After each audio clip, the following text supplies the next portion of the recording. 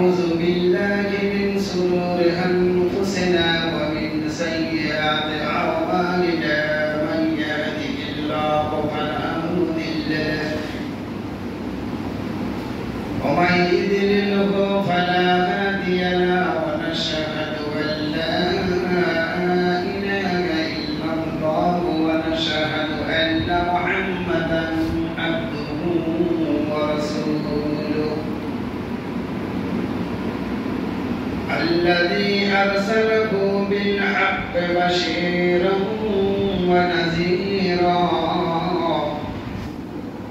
وداعيا إلى الله بإذنه وسراجا منيرا فقد قال الله تعالى في كلامه المجيد وفي الفرقان الحميد إن الله وملائكته يصلون على النبي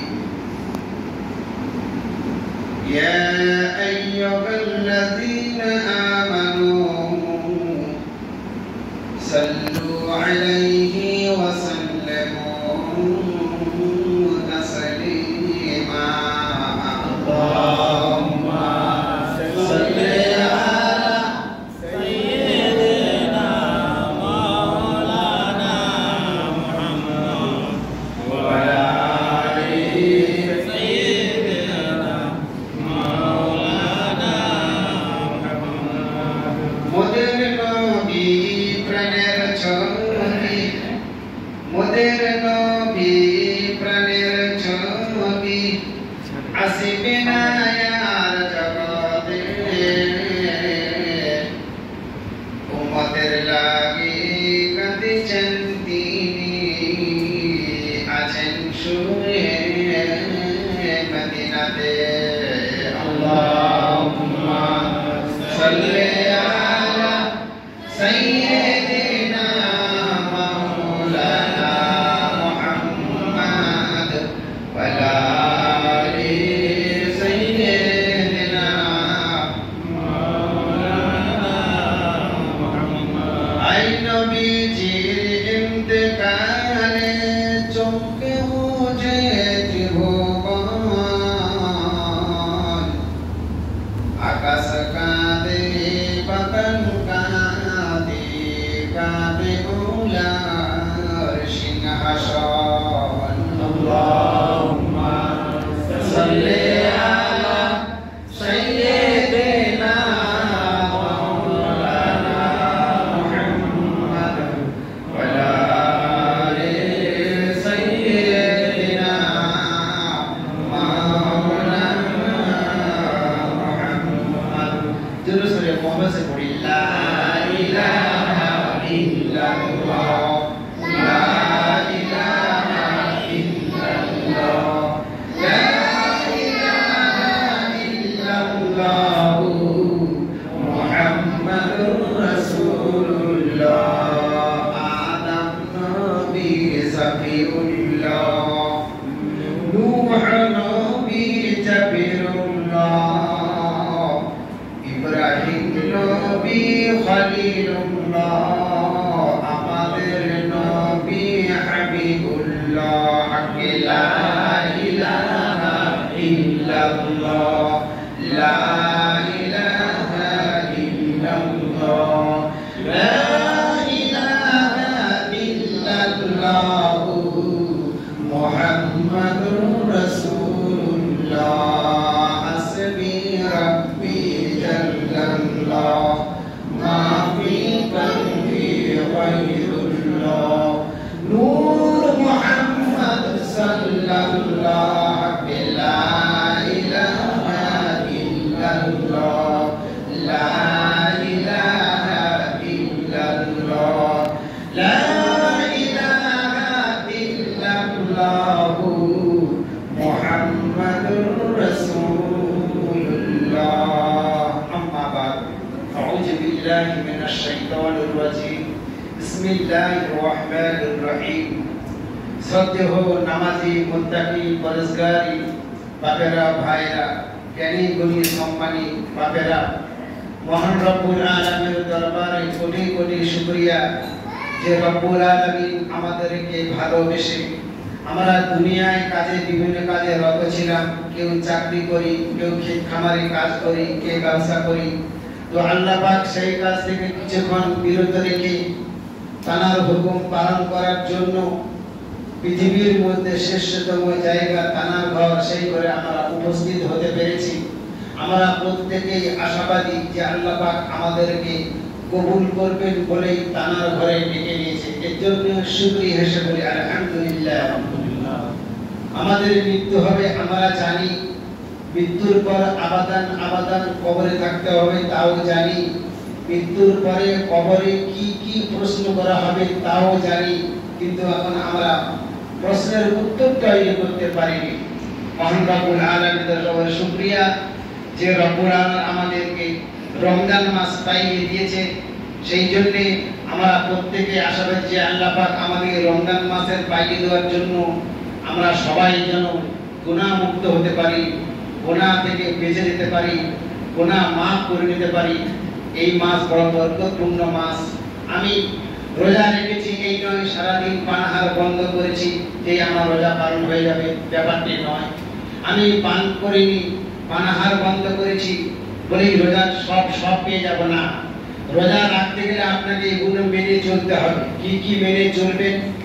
আমি ফজল কথা বলবো না, গালাগালি করবো না, টিভি দেখবো না, তাস খেলবো না, জুয়া খেলবো না। যদি তাস খেলার সামনে বসে বসে যদি রিলেশন দেয়, এই রোহিতার না মান না, এই টেক্কা মান না, কি গোলামটা মান না, সেও একই ব্যাপার হয়ে যাবে। আমি তাস খেলতে পারিনি, তাস খেলবো না, তাস খেলাও দেখবো না। তাস খেলার সঙ্গে বসে বসে এটা বলতে ওই জনের রোহিতের মেরে দে, তুই আবার গোলামটা মেরে দে, এটা বলবো না।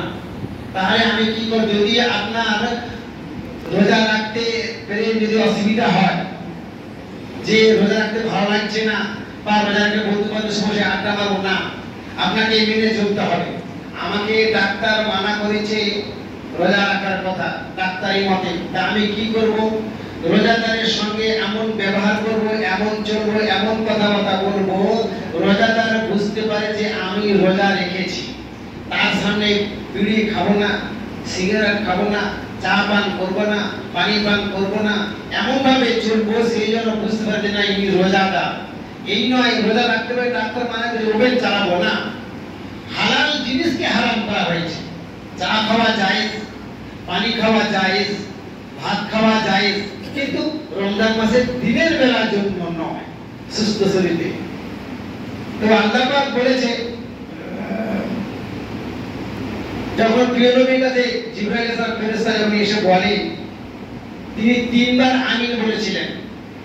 প্রথমবারে শরীর বলে আমিন, দ্বিতীয়বারে বললেন ও আমিন, তৃতীয়বারে বললেন ও আমিন। এমন সময় সাহেব জিজ্ঞাসা করলেন, হুজুর আপনি আমিন বলেন এটা জানতে চাই। বলে ধ্বংস হয়ে যাক ওই ব্যক্তি, ধ্বংস হয়ে যাক যে ওই ব্যক্তি যে রমজান মাস পেয়ে সে তার গুনাহ মাফ করে নিতে পারল না, সে ধ্বংস হয়ে যাক। তার উত্তরে আমি বললাম আমিন। দ্বিতীয় কথা বলা হলো যে তার মা বাবাকে পেয়ে মা বাবার খিদমত করতে পারল না, সেও ধ্বংস হয়ে যাক। তার উত্তরে আমি বললাম আমিন, আল্লাহ কবুল করুন। তৃতীয়বার আবার যখন বলল যে আমার নাম শুনে যে দরুদ পড়লো না, সেও ধ্বংস হয়ে যাক। তিন জায়গায় আমি বলি। তা প্রথমে কি বলা হয়েছে? রোজা। রোজা রেখে সুস্থ শরীরে খাচ্ছি দাচ্ছি সব করছি, রোজা রাখতে গেলে এই জায়গায় বড্ড বেমার, আজ আমার পেটে যন্ত্রণা, আজ আমার হঠাৎ, আজ আমার সেটা কই ভর্তি হবে। রোজা কাউকে ছাড় নয়, রোজার কোনো মতেই ছাড় নেই। নামাজের যেমন ছাড় নেই, রোজারও ছাড় নেই। এবার ডাক্তার খুব কঠিন রোগ হয়েছে, আমি রোজা রাখতে পারিনি, ডাক্তার মানা করেছে বলেই তাই নয় আমি রোজাদারের সামনে বিড়ি খাবো, সিগারেট খাবো, চা পান করবো, পানি পান করবো, এটা ব্যাপার না, এটা বেয়াদবি করা হবে। আমি রোজা রাখতে পারি না, কি হয়েছে? এইবার কি রোজা রেখে আমাদের বিশেষ আলোচনা হয় না?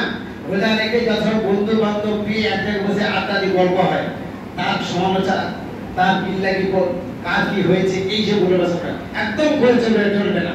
একদম যদি না ভালো লাগে আপনি বাড়িতে শুয়ে থাকুন, শুয়ে শুয়ে সময় পার করে দিন।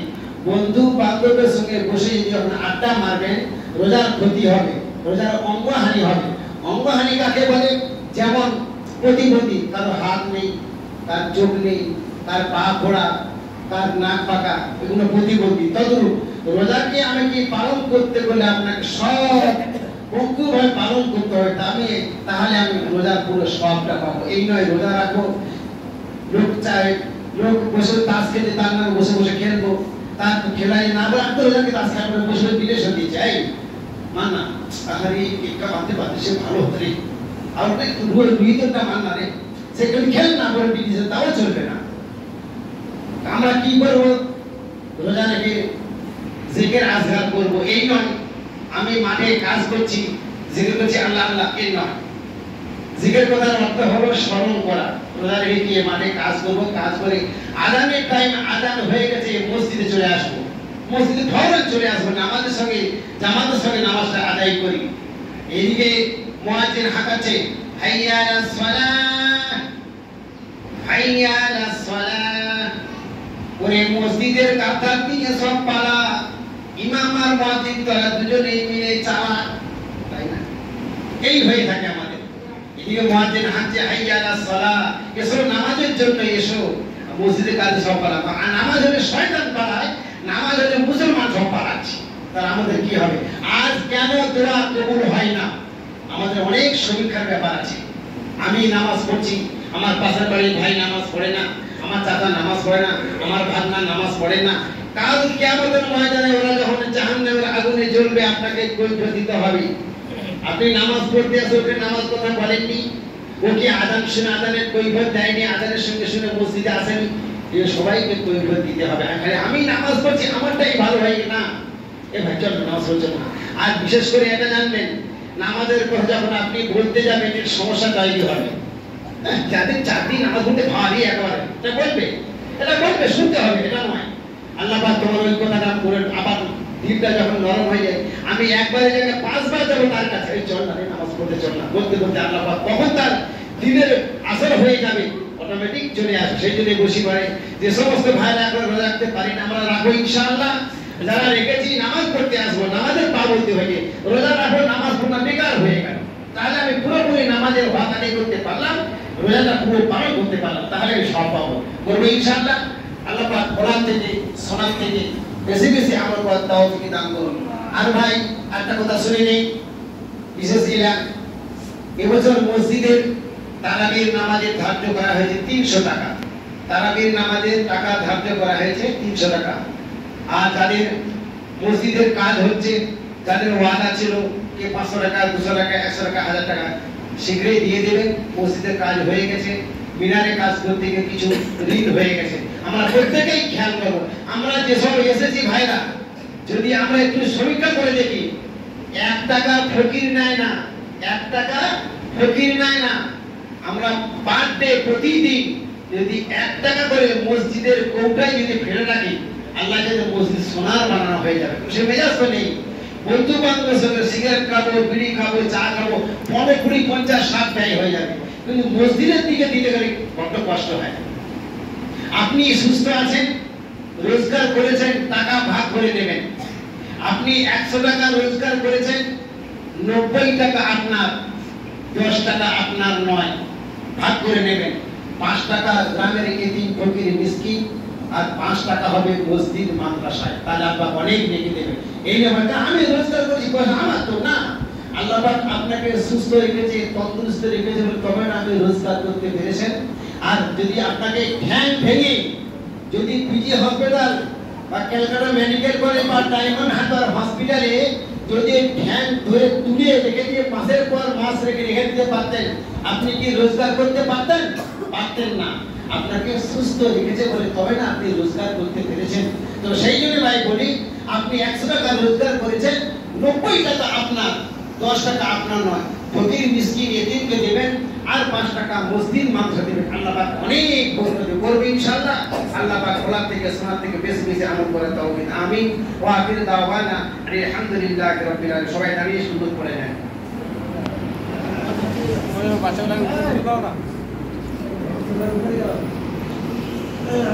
ভাই উপরে জায়গা আছে, যাদের নিচে জায়গা যদি না হয়ে থাকে উপরে চলে যায়, উপরে জায়গা ব্যবস্থা করা আছে।